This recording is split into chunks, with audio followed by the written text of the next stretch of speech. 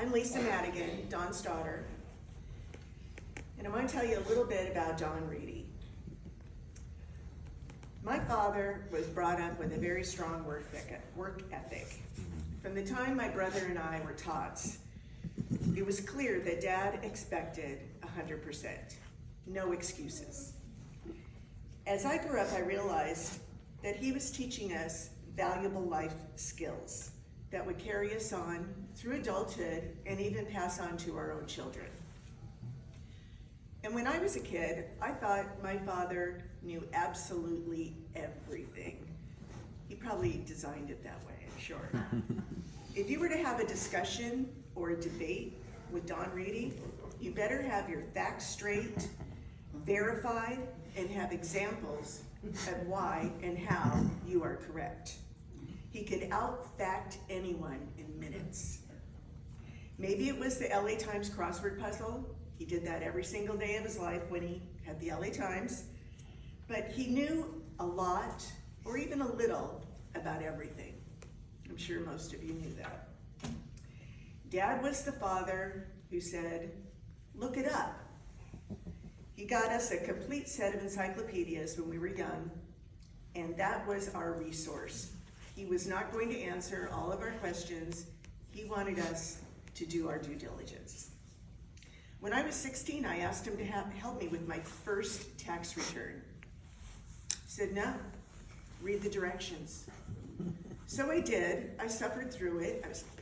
I was mad because, I really, really needed some help. I'd never done that. But he double-checked my work. It was correct, and I learned something. He set me up to be self-sufficient and not to rely upon anybody except my own wills. And I think that was honestly one of the biggest gifts he ever gave me. Above all, my dad believed that knowledge is power. In my adult life, my dad has been a resource for me and a voice of reason for a more corporate point of view. I always knew he had my best interest when I would ask him to review a contract, ask for legal advice, or even problems at work. He was always very calculated and knew exactly what to do, and most of the time was just like, let it go, move on, take notes. So it was a good thing. Until full retirement, Dad worked his entire life. He attended college at night and worked during the day, the whole time that we were growing up. Through all the sacrifice and hard work, Dad earned his master's degree at Pepperdine University in the mid-70s. He would encourage everybody to go for higher education, more job training, anything you can to improve your skill level. When Julia graduated from Oklahoma University and nursing school, Dad was over the moon. He attended both of those graduations and was just so proud. Kenny graduated from Northern Arizona University in Flagstaff. Dad went all the way to Flagstaff. We had a blast. It was a little dicey, sleeping in the airport kind of thing, but he worked it out. My dad could dance, sing, tell jokes, and do impressions. In the early days, he would oblige my mother's sisters, 3 sisters, and would dance with them all night long at our family parties, which were epic, by the way. My cousins still talk about it. He knew he was blessed. Most people who knew my father would agree. Above all, Don Reedy was a patriot. He would do all that he could to honor our veterans and help any way he could.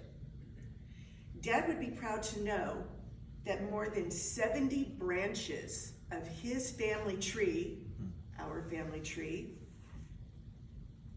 contain some of the first Americans, settlers of British colonial America.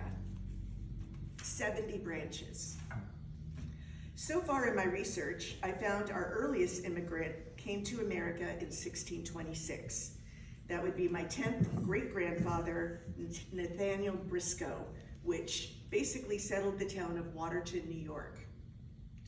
Many of our family men fought in the Revolutionary War and helped America free from Britain. We also had several family members who fought in the Civil War, mostly all Union soldiers. I was able to continue my father's research into our family genealogy. We did not have any information about Dad and Pat's birth father, James T. Jackson. All we had was his name. James Jackson and Elsie, Dad's mom, were married and had 2 boys in Venice, California in about 1931. They split up when Pat was 4 and Dad was 2 and went their separate ways. Elsie only saw him again when he signed off on the adoption papers for Pat and Don to be adopted by Kenneth Reedy, and soon after they moved up to Wolf Creek, Oregon. He was now legally Donald Lewis Reedy. Growing up, we all knew about James Jackson. It was just part of our family lore. It was told to us, never marry a man named Jackson. Because they were in LA. Way back, research was limited to libraries and LDS ward basements scouring microfiche. It wasn't until Al Gore invented the internet that the intel would slowly come out. About 6 years ago, I got a hit on James Jackson and started to uncover more about the Jackson family. Turns out, Dad had a half-brother, Dennis, and 2 half-sisters, Nancy and Victoria. They were all living in California.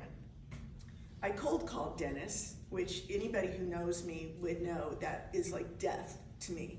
But I cold called him and I verified I had the right guy, the right Jackson family. I then spoke with Nancy Jackson Brown, Dad's sister, half-sister, and she was a wonderful lady, and I'm proud to have her as one of my aunties. We met for lunch and exchanged photos and memories, and eventually Dad and Nancy spoke on the phone, and they were both open to meeting in person. In November of 2023, Nancy was driving up to Washington and stopped in Grants Pass, and I was there too. So Patty made a lovely dinner, and Nancy and Lou came over, and we had hours of conversation. It was wonderful. I noticed immediately with the Jackson family is the resemblance. We all resemble that Jackson family.